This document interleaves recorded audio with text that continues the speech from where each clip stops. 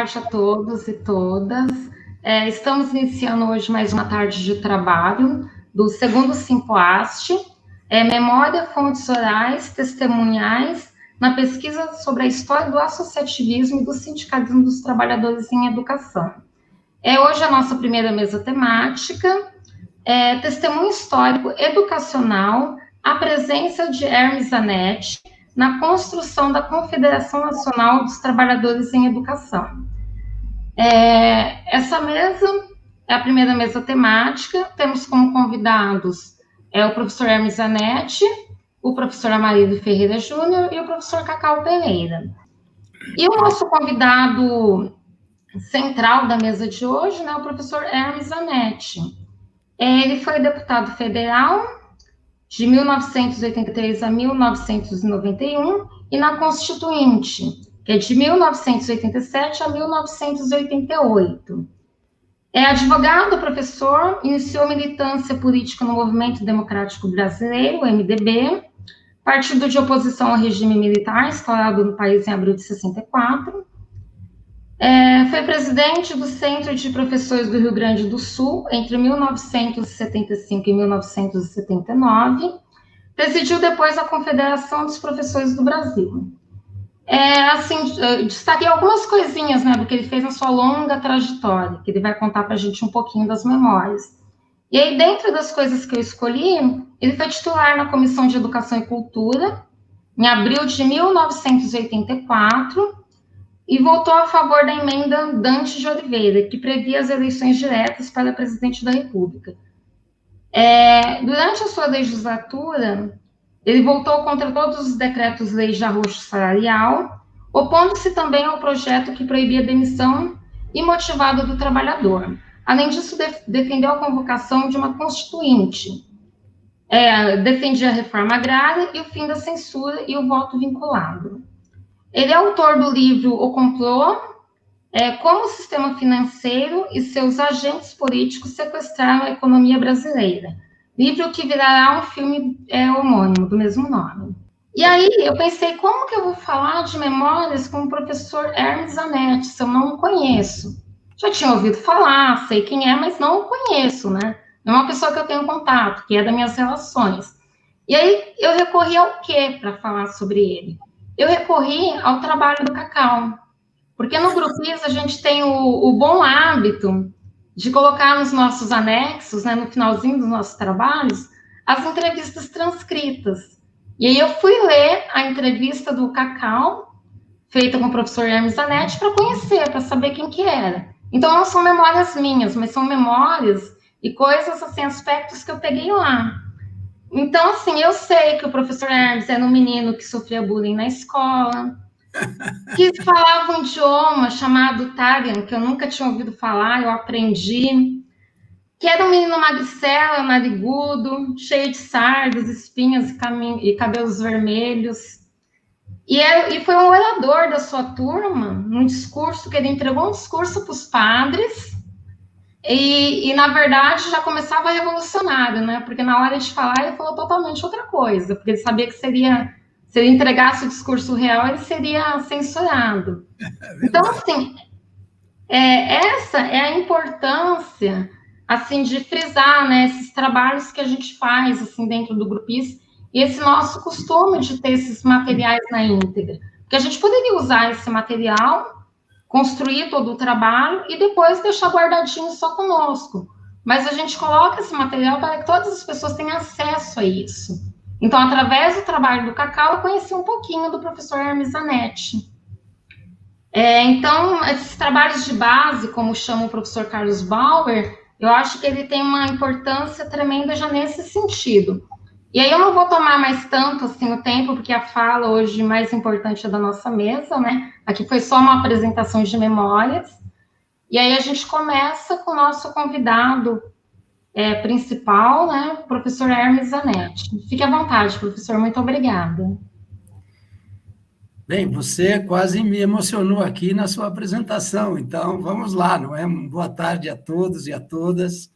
Eu queria registrar a alegria que eu tenho de poder participar dessa mesa, especialmente do alto dos meus 78 anos, poder compartilhar as vivências né, ao longo desses anos todos. Né.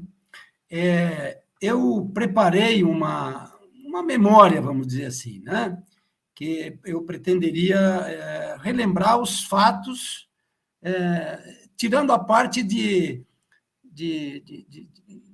da minha primeira infância. Eu já vou entrar lá na época do CEPERS, né, que já foi, a minha entrada no CEPERS já foi, assim, um acidente, não é?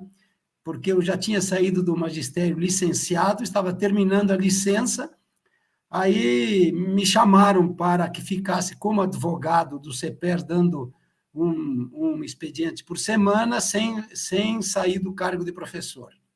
A candidata a presidente renunciou, e aí me chamaram para assumir a cabeça de chapa, não é?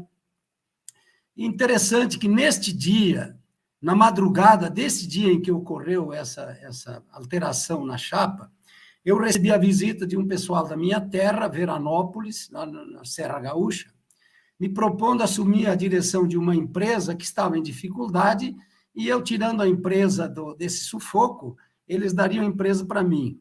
Aí eu avaliei as coisas e senti que eu não havia nascido para ser empresário, para ser capitalista, mas fiz a opção pelo CEPERS, por entender que aí eu poderia melhor realizar um testemunho de vida dedicado, enfim, a um processo de transformação social. É evidente que, nessa oportunidade, não é, eu já havia trocado aquele discurso que a nossa apresentadora referiu aí no início. Então, feito isso, eu vou fazer todo um relato desse período todo. E começo por 1975, quando ocorreu esse fato, e eu fui, então, eleito presidente do Centro dos Professores do Estado do Rio Grande do Sul, CEPERS. No dia da posse, houve uma assembleia com 62 associados presentes na posse da nova diretoria, no dia 21 de abril de 75. A data já era um símbolo também de uma resistência que havia tido há mais tempo por parte do CEPERS, né? E isso ocorreu numa pequena sala, né, no 12º andar do edifício Dr. Flores, na rua Dr. Flores, em Porto Alegre. Eu refiro isso por uma questão importante, né, que já em seguida eu poderei explanar. No dia seguinte à posse, eu fui informado da real situação do CEPERS. E a situação era a seguinte: uma dívida de 6 milhões para uma receita de 200 mil. 200 mil de receita anual para uma dívida de 6 milhões. Imaginem a sensação, o terror que eu passei a viver. Peguei minha família para ir descansar uns dias, pensar o que eu ia fazer da vida, e tive um acidente na estrada que quase acabou com a minha vida e das pessoas que estavam comigo. Felizmente, destruímos o carro, mas sobrevivemos todos. E aí, diante disso, fiquei uns dias hospitalizado. Quando retornei com a determinação de quem não ia se entregar por esse desafio. E eu pensei o seguinte: nós vamos reivindicar e organizar, não é? Ou seja, num trabalho, digamos, simultâneo. Faz a reivindicação para mobilizar e organiza para poder responder às reivindicações enquanto organismo social forte para poder fazer os enfrentamentos. Primeira coisa, fundamos um jornal chamado Magíster. Esse jornal foi importante porque ele permitiu uma comunicação com os associados, onde eles, a partir dele, ficavam tomando conhecimento das reivindicações que fazíamos, e isso iria motivando a campanha que nós deflagramos para angariar mais associados. Simultaneamente a isso, eu contratei uma empresa de captação de associados, e as primeiras 6 mensalidades ficavam com essa empresa, e a partir disso, as demais mensalidades, então, os professores viravam sócios do CEPERS, e nós, de 75 a 79, passamos de 17.500 associados, que, na verdade, era mais um chá não é uma reunião de pessoas mais no nível social, assim, tanto que estavam também fundando o Clube do Professor Gaúcho, transformando para um sindicato, né? Embora não tivesse esse nome, não é? Mas para uma organização de batalha social, política, econômica, enfim, sindical. Então, de 1975 a 1979, tivemos, então, esse aumento que possibilitou começar um enfrentamento. Isso transformou completamente a receita do CEPERS, tanto que passamos a fazer a sede central, um edifício com 11 andares, e compramos também 9 sedes nas principais cidades do interior. Isso tudo foi criando uma estrutura para responder às necessidades do magistério. Nesses 9 andares, creio que uns 6 deles foram destinados à formação de apartamentos onde podiam se hospedar os professores que vinham do interior. Tudo isso era uma transação que viabilizasse a organização, a adesão dos professores, não é? Tudo com o objetivo de fortalecer a organização para os enfrentamentos necessários. Em 1978, não é, nós tivemos a primeira grande manifestação de força do CEPERS. E com ela arrancamos uma carta-compromisso do governo do Estado, que nos atenderia em 1979. O governador era Simval Guazelli e o vice-governador era Amaral de Souza, que era nosso colega professor. Com a posse do novo governador em 1979, nós esperávamos, ele, colega professor, era vice-governador antes, conhecia os termos da carta-compromisso, e a nossa esperança era, então, que seríamos atendidos nas reivindicações. Ocorreu exatamente o contrário. O Amaral de Souza, que nós até o chamávamos de Amaralzinho, não cumpriu o compromisso expresso na carta, e, a partir disso, fizemos, em março, uma assembleia num edifício em construção, que era de propriedade dos caixeiros viajantes. Era uma obra em construção, e nesse dia compareceram cerca de 1.000 professores. Nessa oportunidade, decretamos uma paralisação por tempo determinado, 72 horas, para que o governo tivesse a oportunidade de dialogar conosco e estabelecer o cumprimento dos compromissos. O governo simplesmente se negou a falar conosco nesse período. Muito menos atender às reivindicações. O que nós fizemos? A partir disso, convocamos uma assembleia para um auditório chamado Araújo Viana, onde cabiam 5.000 pessoas. Nesse dia, uma quinta-feira, nós fizemos, então, a assembleia no Araújo Viana, e o Araújo Viana lotou. 5.000 professores compareceram a essa assembleia. Eu preciso dizer que, nesta assembleia anterior do Caixeiros Viajantes, onde compareceram cerca de 1.000 professores, nós éramos 11 entidades na mesa, ou seja, a assembleia foi convocada por um conjunto de 11 entidades, eram os professores, supervisores, orientadores, professores de educação física, enfim, 11 entidades. No Araújo Viana, sentamos as 11 entidades na mesa diretora, e, aberta a assembleia, eu informei, que o governo havia se negado a nos receber e, muito menos, a atender ao seu compromisso expresso naquela carta de 78. De imediato veio uma proposta, greve por tempo indeterminado, que foi aprovada por unanimidade pelos membros presentes na Assembleia. E aí um fato muito importante que precisa ser consignado nesse relato de memórias. Das 11 entidades da mesa, 10 saíram e foram para trás no palco do Araújo Viana. Eu fiquei sozinho na mesa. Fiquei sozinho na mesa e pensei, o que eu vou fazer agora? Aí veio da Assembleia uma proposta dizendo o seguinte: no lugar das pessoas que se retiraram, a Assembleia vai eleger 10 pessoas para substituir esses que saíram. Aí eu pedi um momento, fui para trás no palco, onde estavam reunidas as 10 pessoas, e comuniquei, olha, quem não voltar à mesa vai perder o lugar, porque a Assembleia vai seguir, já está feita a decisão, quem não voltar vai deixar o lugar para alguém eleito pela Assembleia.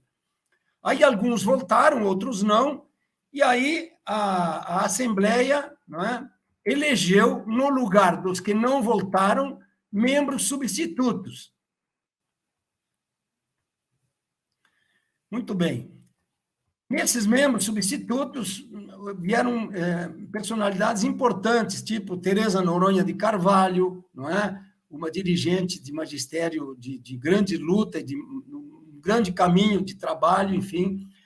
Zilá Tota, que havia sido, inclusive, secretária de Educação, mas que estava agora conosco, forte e firme na organização do sindicato, dos professores, enfim, não é? E aí completamos os 11 membros. Ficamos 13 dias em greve, 13 dias, sem que o governo falasse conosco. Aí nos lembramos de pedir a mediação ao arcebispo metropolitano, Dom Vicente Scherer. E ele foi ao governador e conseguiu convencer o Amaralzinho de Souza, né, para que nos recebesse. Nos recebeu, e aí, junto com o secretário de Educação da época, Leônidas, não lembro o sobrenome dele agora, né? E conseguimos o atendimento das reivindicações. É importante, eu queria um pouco situar qual é a contemporaneidade disso que ocorria com o magistério do Rio Grande do Sul.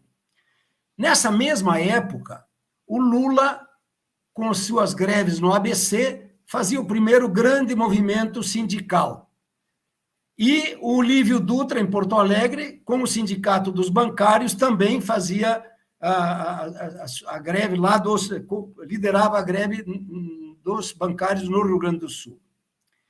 O importante, que eu acho que também deve merecer um registro de memória, é o seguinte: tanto o Lula quanto o Lívio faziam greves na relação patrão-empregado, ou empregado-patrão, em busca das suas reivindicações de condições salariais e essas reivindicações sindicais. Tá?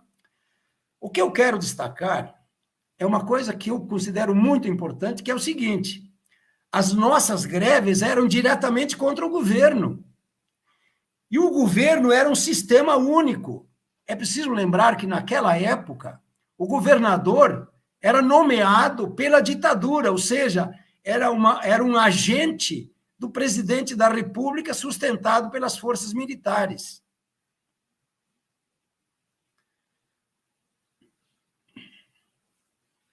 Esse dado eu considero importante por esse fato de um confronto direto.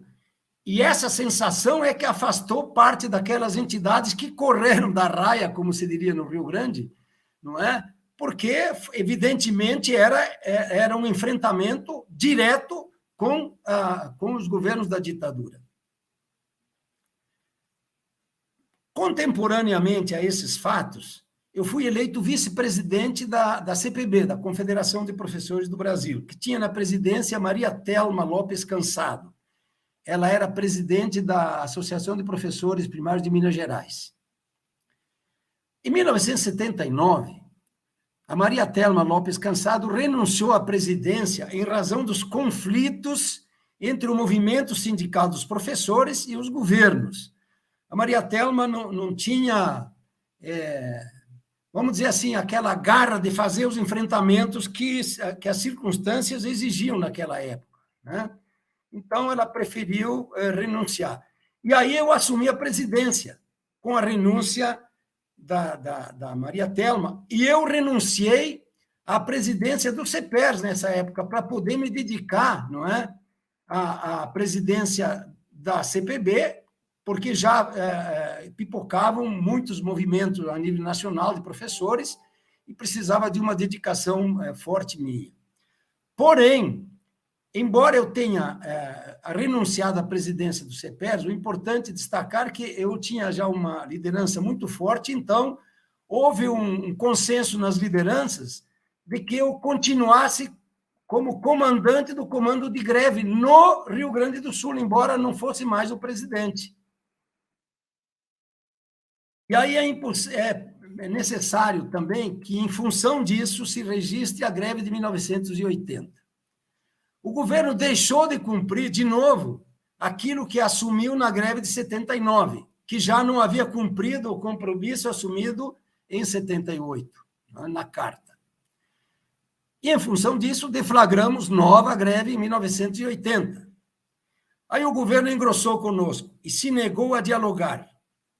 Se negou a dialogar definitivamente. Não tem conversa. Aí eu preciso contar um episódio que eu acho que ele é um símbolo e é muito significativo daquela época. Eram 4h de um domingo. O comando de greve reunido, nós estávamos debatendo e tal, o que fazer, como fazer, mobilizando o magistério, porque a nossa garantia era a mobilização do magistério, a greve forte, com quase que adesão unânime por parte do magistério, e muito apoio também na comunidade, porque o nosso discurso não era só de mais salário, nós discutíamos e formamos a comissão de educação do CEPERS, nós queríamos buscar melhores condições de educação. Muito bem. 4h toca o telefone, vem uma assessora e me chama, professor Zanetti, é do comando do Terceiro Exército. Falei, pô, agora sim. Fui atender, alô, quem fala? Aqui é o fulano de tal, eu sou ajudante de ordens do general Antônio Bandeira. Sim, comandante, sim, fulano, o que é? O general Antônio Bandeira está convidando para as 4h, não me lembro agora, eram 4h, eu acho que deu 1h, eu acho, enfim, está lhe convidando para comparecer lá na residência dele. A residência do comando do Terceiro Exército era na Avenida Benjamin Constant, lá, talvez uns 15, 20 minutos de onde nós estávamos. Muito bem. Falei, eu vou, tudo bem. Me deu o endereço e tal. Aí eu voltei para o comando, relatei o que tinha ocorrido e pedi que a Zilá Tota, que tinha sido secretária de Educação, me acompanhasse nesse encontro. Lá fomos nós. Quando chegamos na casa, fomos convidados a entrar pelo tal de ajudante de ordens, nos mandou sentar, nos ofereceu um cafezinho e tomamos o cafezinho. De repente entra o general Antônio Bandeira. Ele não me deu nem boa tarde. Ele entrou assim, mirando assim no meu nariz, disse, professor Zanetti, não vou querer imitar, mas era um paraibano arretado, como diriam lá os nordestinos. Né? Eu sei que vocês vão fazer uma assembleia amanhã no Beira-Rio, e uma assembleia no Beira-Rio que vai culminar, vocês vão fazer uma caminhada até o Palácio Piratini. E uma caminhada até o Palácio Piratini vai chegar no Palácio Piratini com 100 mil participantes. E 100 mil participantes é uma multidão incontrolável e eu não vou permitir isso. Bom, eu estava sentado, ele estava de pé, não me deu nem boa tarde. Quando ele disse, eu posso falar, general? Aí ele disse, pode, mas muito ríspido sempre. São essas coisas que eu acho que só o universo pode explicar. Tirei uma pastinha que eu tinha levado comigo. Nessa época, eu era também diretor da Organização Mundial de Professores. Tirei a pastinha e disse, general, o senhor sabe por que nós estamos em greve? Nós estamos em greve reivindicando paridade de remuneração. O senhor sabe a origem disso? Aí me perdoem, eu vou estender um pouco, porque eu acho que esse episódio é importante que ele fique registrado. Paridade de remuneração tem origem na resolução relativa ao pessoal docente de 1966, da Unesco e OIT. E o Brasil é um dos fiscais mundiais para assegurar o cumprimento dessa resolução. Essa resolução foi internalizada no Brasil pela Emenda Constitucional número 1, e aí eu citei os os 3 membros da junta militar que governava o Brasil na época da emenda constitucional número 1. Eu disse, e aí depois foi ratificada pela Lei 5692, que é a Lei da Reforma do Ensino, creio que o artigo 39, me perdoe se não for exato na memória, porque é muito tempo. E aí, general, quem promulgou esta lei foi o general Emílio Garrastazu Médici, e quem era ministro de Educação, o coronel Jarbas Gonçalves Passarinho. Essa lei, general, foi regulamentada pelo decreto 78.000 e não sei, enfim, dizendo como é que seria o cumprimento da paridade. Aí eu mostrei o decreto para ele. Eu disse, esse decreto, general, é assinado pelo presidente Emílio Garrastazu Médici, e, de novo, aqui, pode ver aqui a assinatura do ministro da Educação, coronel Jarbas Gonçalves Passarinho. Não bastasse isso, general, veja como é que isso entrou aqui no Rio Grande do Sul. É o plano de carreira do magistério do Estado. O senhor sabe quem era o governador? Coronel Euclides Triquez. O senhor sabe quem era o secretário de Educação? Coronel Mauro da Costa Rodrigues. E aqui está o artigo, determinando a paridade. Agora, general, eu vou lhe mostrar aqui um relatório que eu recebi ontem, por isso eu falei em conspiração do universo, eu recebi ontem, eu sou membro da direção da Organização Mundial de Professores, e recebi ontem esse relatório. Veja aqui, general, esse relatório, não é, através do testemunho de J. de Segadas Viana, que é o embaixador do Brasil na Unesco, diz que o Brasil está cumprindo a paridade. E a informação é do general João Batista de Oliveira Figueiredo, presidente da República. General, o senhor, eu vou lhe oferecer 2 oportunidades. Ou o senhor manda o governador, eles eu tinha nomeado, né? Falar conosco. Eu lhe garanto que nós terminamos a greve, porque o nosso direito é líquido e certo, ou eu vou amanhã a Paris, na Unesco, para dizer que o governo do Brasil está mentindo. Eu fico arrepiado até hoje da coragem que eu tive para mostrar isso naquele dia para esse general. Dia seguinte, 9 horas da manhã, com espuma nos cantos da boca, o governador Amarazinho de Souza recebeu o comando de greve e resolvemos o assunto. Eu me estendi, talvez, demais para contar esse episódio, mas, repito, isso dá uma ideia do que nós vivíamos na época. Muito bem. Como presidente da CPB, então, eu passei tempos viajando nos movimentos, já que estavam pipocando vários movimentos grevistas. Um deles, para não ficar só no episódio anterior, e prometo neste ser mais rápido, ocorreu em Rio Branco, no Acre. Nós fizemos uma assembleia na Praça Central, não é? E o Exército chegou para lavar a praça, porque no dia seguinte haveria a presença do general Figueiredo, presidente da República. Claro que também foi um pretexto naquela hora. Nós nos recolhemos à Igreja Matriz, né? E aí é preciso também dizer que, recolhidos à Igreja Matriz, naqueles bancos compridos que tem naquelas igrejas, entrou um destacamento militar, não é? Caminhando ao redor dos bancos da igreja. E nós seguimos a nossa assembleia. Quando terminamos, o bispo Dom Moacir, eu não lembro o sobrenome dele, mas Dom Moacir veio me buscar, me hospedou na casa, acho que chama casa paroquial, enfim, e no dia seguinte me levaram para o aeroporto para eu vir embora. Então, esses fatos, na minha opinião, dão um pouco a dimensão, não é, dos desafios que nós vivíamos naquele tempo, né? E aí, nesse período, surgiram vários sindicatos, eu vou chamar de sindicatos paralelos, eu agradeceria depois se me ajudassem como é que era o nome desses sindicatos. Começaram a pipocar sindicatos de professores em paralelo às entidades que já existiam. O meu trabalho aí sempre foi dar espaço para a manifestação de todas as tendências, acreditando na unidade do movimento, tanto que eu era chamado do rei da unidade. a minha consciência dizia o seguinte: olha, nós estamos vivendo um processo de transição para a democracia, né?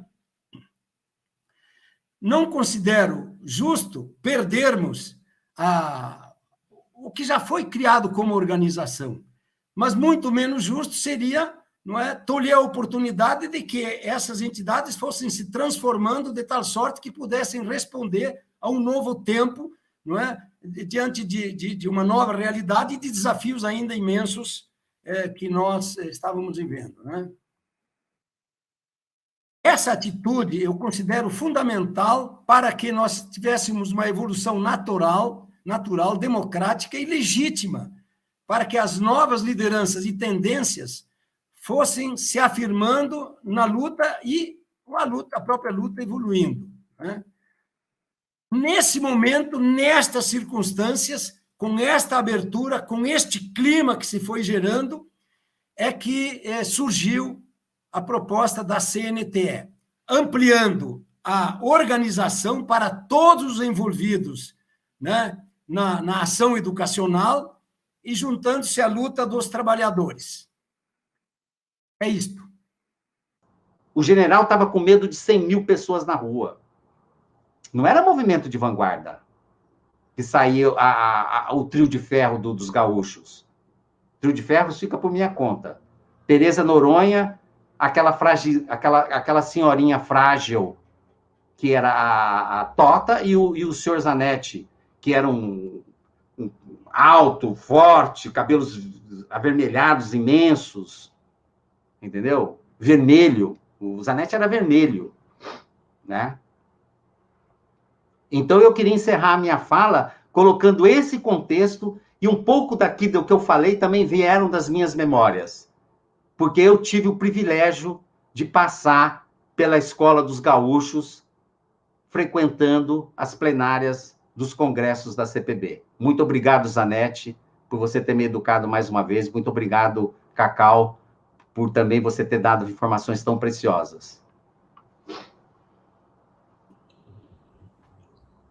Professora Marília, muito obrigada pela contribuição.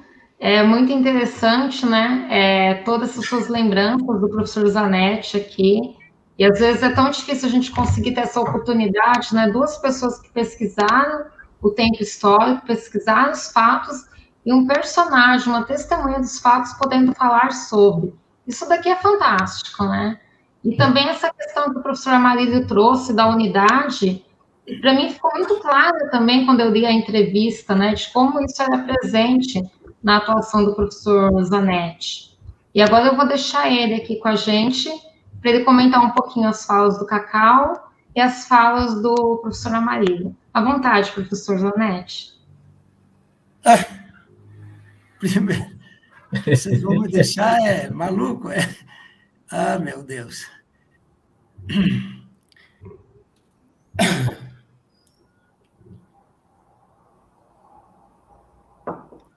Eu devo confessar, eu estou emocionado, eu não estava pronto para isso que está ocorrendo hoje à tarde aqui. Não estava pronto, não tinha ideia que ia ser isso. Então,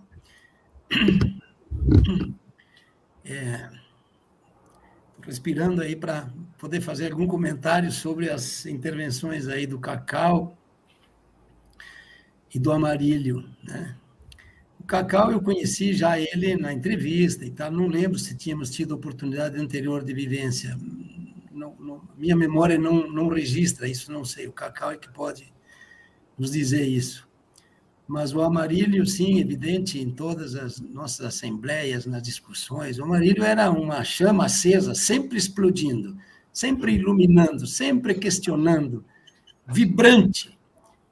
Não havia como ignorar a presença do Amarílio. Onde ele estava, era uma festa. Discussão, e falando com... A palavra ríspido não é no sentido agressivo, mas eloquente, forte, né? Então, é uma figura que... Só que eu não sei por que cargas d'água, eu sempre registrei o nome dele como Amarildo, e vi que é Amarílio, né? Então, bom, eu quero começar para dizer o quanto justa foi a homenagem que o Amarílio nos traz à figura de Teresa Noronha e Zilá Tota, especialmente a Teresa Noronha. Sim. Que a Zilá Tota era uma filósofa, fundadora de uma escola importante lá em Porto Alegre, que é o João 23, né? Educadora, pedagoga, filósofa, né? É uma figura importante, foi secretária de Educação do governo Ildo Meneghetti, né? Enfim. Agora, a Teresa Noronha, não. A Teresa Noronha era uma figura política, ideológica, combativa, forte, determinada, poderosa. Poderosa. Né? Poderosa. E eu só quero aqui uma coisa que está nas minhas memórias de tristeza até hoje. A Teresa Noronha morreu em decorrência daquele acidente na preparação do Congresso de Criciúma. E nós alugamos um ônibus para ir ao enterro dela em Cachoeira do Sul. Conseguimos 5 pessoas para ir com ela. É uma dor que, me perdoem, mas o que essa mulher fez pelo magistério brasileiro, né? E parece mesmo que, num sentido, somos um povo um pouco sem memória, o que é resgatado hoje aqui e desmentido hoje aqui. Eu fico muito feliz por isso.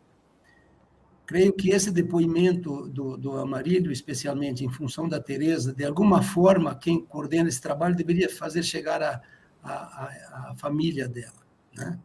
Teresa Noronha não se casou, não teve filhos e tal, mas eu lembro depois de uma sobrinha dela, enfim, seria importante se pudessem fazer chegar a ela, porque seria justo a memória do que foi realmente Teresa Noronha. E aí sim, Amarílio, eu sou, de alguma forma, sim, o herdeiro da Teresa Noronha. E também depois da tranquilidade, da sabedoria, da mansidão e da firmeza, ao mesmo tempo, da Zilá Tota, né? Veja que, quando eu sou convidado a falar com o general, eu levo junto Zilá Tota. Exatamente uma espécie de contrapeso. Diz, olha, aqui está comigo uma mulher, não é, que tem um histórico de secretária de Educação do PSD, da época que o Ildo Meneghetti apoiou a implantação da ditadura, né? Mas a Zilá Tota fazia um trabalho como educadora, enfim, mas a minha ideia foi, vou levar comigo alguém que possa testemunhar que eu entro vivo e quero sair vivo, né? Porque nós, como o Amarílio disse bem, nós sabíamos o que estava ocorrendo. Aliás, vou aproveitar para dizer, naquele tempo, você dizia, o que você acha? Aí a pessoa dizia, não acho nada, porque o último que achou, não acharam ele mais. Então, enfim. Então, essa homenagem muito justa à Teresa e à Zilá. Sim, e aí, quando eu me referi antes vamos usar a palavra mansidão, tranquilidade das entidades de magistério, não é? Isso, a rigor, não valia para a Teresa Noronha, que ela já era da CPB e já buscava, vamos dizer assim, e tinha buscado já através do seu trabalho permanente e tudo, não é? Uma outra visão mais ampla, mais crítica. Se eu não estiver enganado, Amarílio, inclusive, ela deverá ter sido lá na origem companheira sua no PCB. Eu lembro dela ter registrado que teria militado no PCB, não tenho certeza absoluta disso. Tá? Veja como são as circunstâncias da vida. Quando aquele grupo de 10 entidades se retira, vem a indicação da Assembleia. E a indicação da Assembleia para compor os 11 do comando de greve indica Zilá Tota e Teresa Noronha, além de outras pessoas que foram citadas antes aqui, né? Então, já havia um prestígio, um reconhecimento no magistério ao trabalho da Teresa Noronha e da Zilá Tota, por razões diferentes, não é? Uma mais no campo educacional, filosófico, enfim, não é? E outra no campo mesmo, eu diria agora, sindical, né? Porque era a luta da Teresa mais nesse sentido, né? A partir daí, no comando de greve, elas foram sempre fundamentais, ponderando, orientando, discutindo comigo, me corrigindo, às vezes, em circunstâncias que eu, mais inexperiente, vindo do interior, achava certas coisas, e elas, só que eu sempre aberto também às sugestões delas e reconhecendo nelas a sabedoria, a experiência, não é? Inclusive, em 77, eu fiz a primeira viagem internacional numa assembleia da CEMOP na Nigéria, em Lagos, e delegação comandada pela Tereza Noronha, né? Depois, quando a Tereza Noronha deixa de integrar a direção da Organização Mundial, ela mesma me indicou, né, e na Assembleia de Brasília eu fui eleito, então, para a direção da Organização Mundial, com apoio e eu diria assim, estímulo, né, à apresentação da Tereza Noronha. Então, fica aqui realmente a minha homenagem por terem lembrado com muita justiça, não é, a ação da Tereza Noronha e também da Zilatota, né? Queria agradecer muito também ao Cacau, evidente, por todas as razões, por todas as referências que nos fez, né? Eu queria lembrar algumas passagens que eu acho que vale a pena. Em 1980, nós fizemos aqui em Brasília um encontro nacional. E exatamente estava nessa época que eu tinha muita dificuldade de conciliar o pessoal que mais crítico que estava organizando a UNAT e tal, e, por outro lado, o pessoal mais à direita que ameaçava sair da CPB se não tivesse determinada orientação e tal. Como nós tínhamos tido, eu não me lembro em que circunstâncias, mas tido o apoio dentro da ditadura pelo ministro da Educação da época, que era um intelectual, o Eduardo Portela, né? Eu convidei o Eduardo Portela para a abertura do encontro. O Eduardo Portela falou comigo dizendo que tinha dificuldades extremas de aceitar o nosso convite porque ele tinha sido proibido pelo comando, enfim, militar, não é? Pelo presidente. Ele não chegou a explicitar quem era, mas, enfim, a ditadura bloqueou a ida dele ao nosso Congresso. E ele foi assim mesmo. E foi lá que ele disse a famosa frase: eu estou ministro, não sou ministro. E logo depois ele deixou de ser ministro da Educação, né? Professor Zanetti, posso interromper um minutinho? Fique à vontade, eu não sei se eu estou me passando muito no tempo. Não, imagina, que a gente tem um convidado especial que veio saudar o senhor, o professor Antônio Teodoro, gostaria de participar. Ô, Teodoro! À vontade, professor Antônio. Não está aqui. Então, eu estou a escutar, entrei tarde. Boa noite a todos, boa noite aqui em Portugal, boa tarde aí. É um prazer ver aí o Hermes, cumprimentar todos os outros. E estava a escutar com muita saudade e muito carinho. Essas partes eu não conheci. Eu penso que conheci o Hermes em 79, num congresso da CPB em Natal. Penso que foi aí. Foi aí, sim senhor. Mas está bem, vejo que ele está ali rijo, cheio de saúde, e fico muito, muito contente. Mas eu não queria interromper a fala, não queria interromper.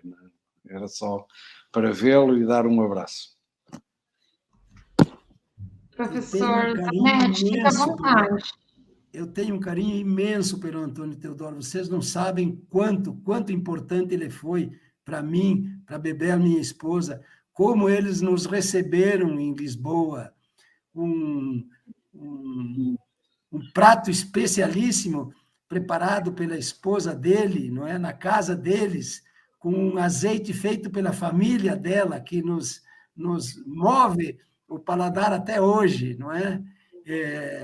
O Antônio Teodoro nos levando para Lisboa, para Coimbra, para uma entrevista com o pessoal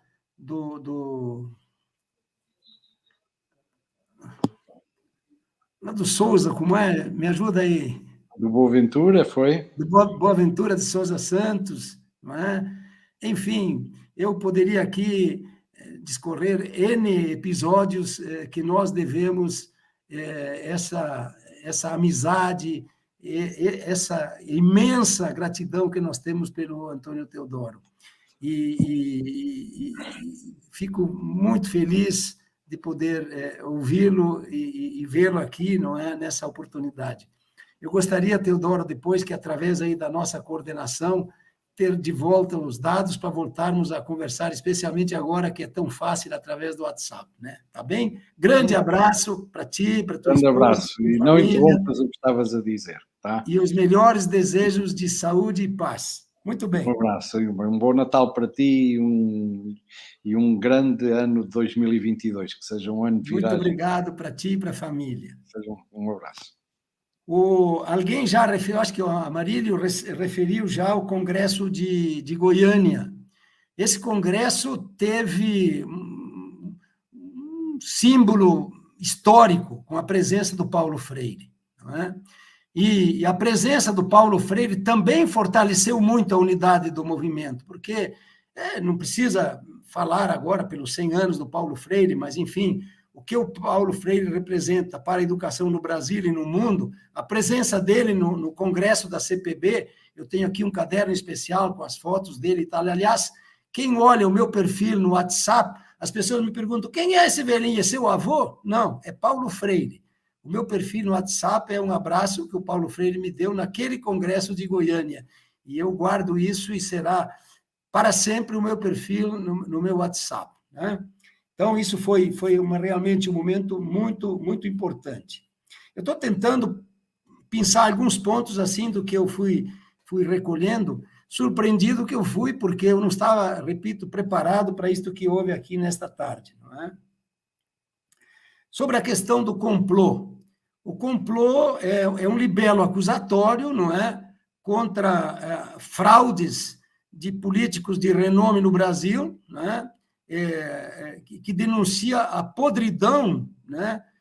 Que políticos, usando do seu cargo, das funções que o povo lhe atribuiu para cuidar de interesses populares, usaram isso para trair os interesses do povo e construir esta barbaridade que nós estamos vivendo hoje no Brasil, com cerca de 64 milhões de inadimplentes, não é? Cerca de 30 milhões entre desempregados, subempregados e eu chamo de desiludidos, os que já não procuram emprego, né? Isso tudo é resultado de uma trama que eu denuncio no complô, e há um trabalho aí. Hoje, o mais avançado é a possibilidade da PROIFES, não é? Se alguém tiver em contato, inclusive, pode nos ajudar eventualmente nesse entendimento, da PROIFES ser o patrocinador master da elaboração desse filme, né? Esse filme tem o objetivo de desencadear a discussão a nível nacional, né? Que o complô abriu como livro, não é? Para fazer, de alguma forma, o que estamos fazendo hoje aqui em relação ao processo da CPB, da CNTE, da educação, né? Mostrar, e aí eu sou, além do autor do livro, estou situado como personagem nesse processo. O cineasta passou 3 dias aqui em casa, ele é de Porto Alegre, é Beto Cassol, trabalhando nas gravações, onde nós estamos ao vivo, então, colocando exatamente os pontos que eu estou denunciando lá em O Complô, né? Foi um embate realmente, Amarílio, muito forte, não é? Eu não referi isso, mas talvez seja oportunidade, não sei, eu não quero abusar do tempo, por isso que eu estou com algum cuidado aí, mas acho que é um episódio que vale a pena ser contado.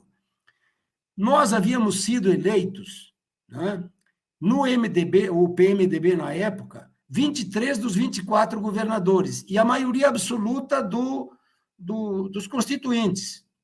Qual tenha sido o nosso discurso de campanha? Contra a dívida externa.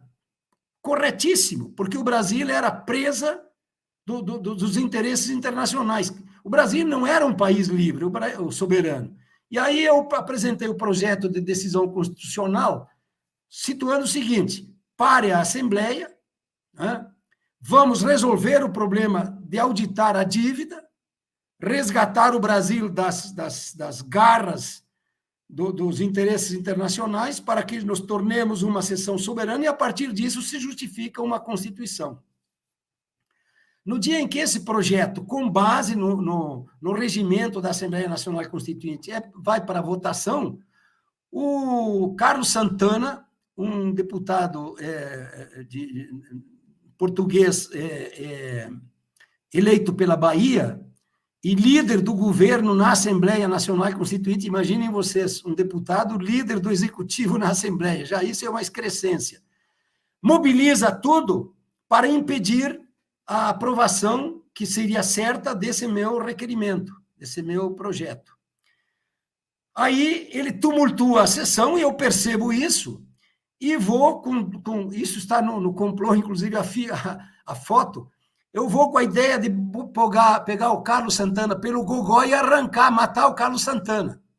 Aí 4 deputados me seguram, eu consigo arrastá-los até próximo ao Carlos Santana, e com isso eles conseguem me segurar, me afastar e tal, e o Carlos Santana agarra o mais velho dos constituintes, que presidia a sessão de sistematização da Assembleia, não é?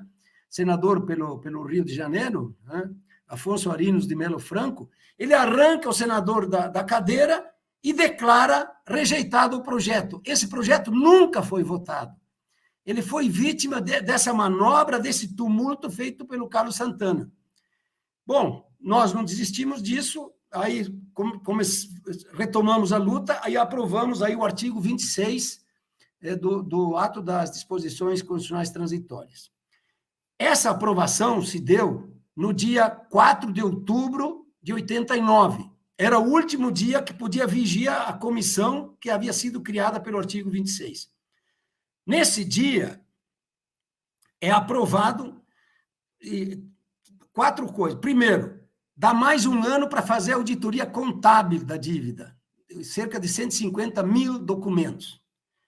E aí são aprovadas 3 providências para que a mesa do Congresso Nacional mande um pedido para que o Supremo Tribunal Federal declare a nulidade dos acordos internacionais que foram assinados por quem não tinha competência para isso, peça ao Poder Executivo que peça o ressarcimento dos juros pagos a mais para a dívida externa por conta da cláusula de juros flutuantes, uma cláusula ilegal, e que mande ao Ministério Público Federal o pedido para que responsabilize quem assinou os acordos em nome do Brasil sem ter competência para isso. Pois, pasmem, eu denuncio isso, inclusive, no livro. Essa demanda aprovada em sessão solene do Congresso Nacional até hoje não foi mandada adiante, ou seja, estamos falando de uma decisão legal, regimental, feita por uma sessão solene do Congresso Nacional, arquivada sem dar as consequências. Então, essa é uma das coisas, não é, que está aí denunciada em O Complô. Além do Fernando Henrique, que possibilitou essa violência dos juros, não é, botando aquela medida provisória, Amarílio, o Cacá, é o seguinte, ó, imagine que você... Essa medida do Fernando Henrique, inclusive, levou você a sair do PSDB, não foi? Exatamente. Imaginem o seguinte, você chega e me pede um dinheiro emprestado. Aí eu digo, bom, o juro, segundo o Código Civil, é 12% ao ano. Ok, te empresto o dinheiro a 12%. Ok, está feito, não tem problema nenhum. Agora, eu penso o seguinte, não vou te emprestar dinheiro a 12%, eu quero 10%, 20% ao mês. O que eu faço? Faço uma instituição financeira, um banco, qualquer instituição financeira. Com isso, eu não fico mais sujeito aos limites dos juros. É por isso, por exemplo, que a Crefisa, no último levantamento que eu fiz junto ao Banco Central, estava cobrando 1.131,91% ao ano de juros. E aí pode financiar Jornal Nacional, Palmeiras, Fátima Bernardes, até poucos meses o próprio Domingão do Faustão, e por aí. Como é que você vai lutar contra isto? As garras do sistema financeiro estão dominando os grandes meios de comunicação do Brasil. E essa é uma das razões pelas quais foi sugerido pelo Ricardo Berzuini, que foi ministro da Dilma, ministro do Lula, foi ele que sugeriu fazer o filme do complô quando ele me ouviu fazendo a exposição sobre essas questões todas, não é? Que eu estou denunciando nesse libelo acusatório que é o complô. Por fim, Amarílio, sim, o documento que você referiu, eu tenho o original das anotações onde o secretário de Educação de próprio punho, está aqui comigo, até foi a ver se achava aqui, mas eu não localizei no momento. Mas eu tenho comigo o original onde o secretário de Educação foi anotando as exigências e as concordâncias que encerraram a greve. Uma delas, sim, é 2,5 salários mínimos, que cumpriram por 2 meses. Cumpriram por 2 meses. Professor Hermes? Muito obrigado a todos. Eu tenho um neto com 2 anos, ele diz última vez. Quando ele diz última vez, ele quer dizer mais uma vez. Né? Mais uma vez. Então, eu vou falar mais uma vez, vou procurar ser curto para não aborrecer, mas não posso deixar de considerar alguns pontos que foram colocados aí. Né? Primeiro, sim, Amarílio, a transição foi muito discutida por nós e eu defendi muito a transição com o Niso Prego de presidente, porque o Niso Prego não era do nosso grupo, mas não rezava totalmente pelos grupos que, não vou dizer antagônico, mas, enfim, que haviam trabalhado na construção da UNAT. Então, ele era a figura que podia conciliar os 2 lados. E se eu não trabalhasse a figura dele, persistindo que tivesse ser um outro gaúcho, eu estava, na prática, anulando todo o trabalho que tínhamos feito. Porque, à medida em que nos dispomos a receber o outro pessoal, eu tenho que dar a eles o direito também de assumir o protagonismo no processo. E esse foi o fundamento que nos levou a convencer o grupo, sim, então é o Niso Prego. E ele se portou muito bem. Então, o Niso foi muito importante nesse processo de transição. Eu queria lembrar, em homenagem também ao registro que fez o Amarílio, a minha relação com o Florestan Fernandes. Florestan Fernandes é uma figura fantástica, foi uma das grandes amizades, ele e o próprio Lula, que eu construí durante o processo constituinte. O Florestan, com aquela sua clarividência, inteligência, preparo, enfim, foi muito importante. E eu talvez tenha me dando conta agora, até pela fala do Amarílio, mas sim, Amarílio, eu fui o presidente da subcomissão de educação, né? E como presidente, na verdade, eu garanti, porque depois das subcomissões, nada mais podia entrar de novo no processo. Então, o que se pôde agasalhar nas subcomissões era absolutamente fundamental para estar depois, no processo seguido, constar da Constituição. Então, nós tivemos realmente, eu acho, um belíssimo texto sobre educação na Constituição, mas foi decorrente das convicções que eu mesmo fui construindo, não é, ao longo da história. Porque eu não era um deputado do PMDB. Eu era um deputado, se pudesse chamar assim, não é, da CPB dentro do processo, dentro do Congresso Nacional. Porque eu não sei se vocês lembram, todas as posições, e fez bem antes referir o Cacau, não é, na cartilha constituinte. A cartilha constituinte foi um processo de discussão anterior à constituinte, e tudo o que estava lá na cartilha tinha sido resultado de discussão com colegas no Rio Grande do Sul e com lideranças também, e podem olhar lá na cartilha constituinte, vão encontrar as grandes teses da CPB estão lá. E eu, constituinte, fui defender aquelas teses. fui absolutamente fiel àquilo que estava lá na cartilha constituinte e que era resultado de toda a discussão do processo todo de construção até aquele momento. Então, foi natural, por convicção, por construção do meu próprio íntimo e com grande apoio, sem dúvida, do Florestan Fernandes, porque ele era um intelectual respeitado, não é? Então, se juntou a liderança sindical, não é, comprometida com o processo de educação, não é, ao intelectual com respeitabilidade e força do conhecimento de uma história, de uma estrutura. Por fim, a dívida pública hoje está na faixa aí dos 7 trilhões e 300 bilhões de reais, não é? É um garrote. Eu tenho afirmado que o Brasil é uma nação escrava do rentismo, não é? O Ladislau Dalbor, não é, que é professor aí na PUC de São Paulo, escreveu um livro, A Era do Capital Improdutivo, não é? Dando uma visão mundial. Eu digo que o complô mostra quem fez, quando fez, por que fez, como fez e quais as consequências disso dentro do Brasil. E aí, você me manda depois, a menina aí tem o meu telefone, desculpe aí, menina, enfim, tem meus telefones, meus contatos, você manda aí, por gentileza, que eu te mando, está liberado, eu faço até um apelo, divulguem o máximo, porque o meu objetivo foi uma obra construída com muito custo, o complô, porque tudo que está aí está provado, né? As pessoas me perguntam, bom, mas, Anete, o Nelson Jobim, o Sarney, o Fernando Henrique, o Zé Serra, esse pessoal não te processou? Não, porque tudo que está no livro está dito e provado. Então, mas sim, você vai ler... O Jobim foi um grande articulador do artigo 192, né? Ele sempre jogou com o capital financeiro, né? Mas o grande crime do Jobim é a letra B do item 2 do parágrafo 3º do artigo 166.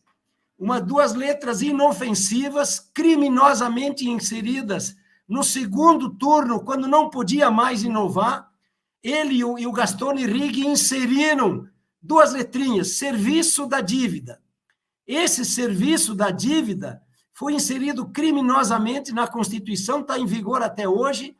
Na época, o grande problema era a dívida externa, mas ele não referiu isso porque já havia o sistema financeiro uma visão de que fariam essa grande dimensão que é a dívida pública brasileira e estaria agasalhada pela letra B do item 2 do parágrafo 3º do artigo 166. Então, no complô, você vai encontrar 3 atos, Amarílio. O ato do artigo 26, o ato do Jobim no artigo 166, letra B, e o ato do Sarney, Fernando Henrique, José Serra, acabando com o artigo 192. Vale a pena você ver os detalhes, lá está tudo dito, quem fez, por que fez, quando fez e quais as consequências.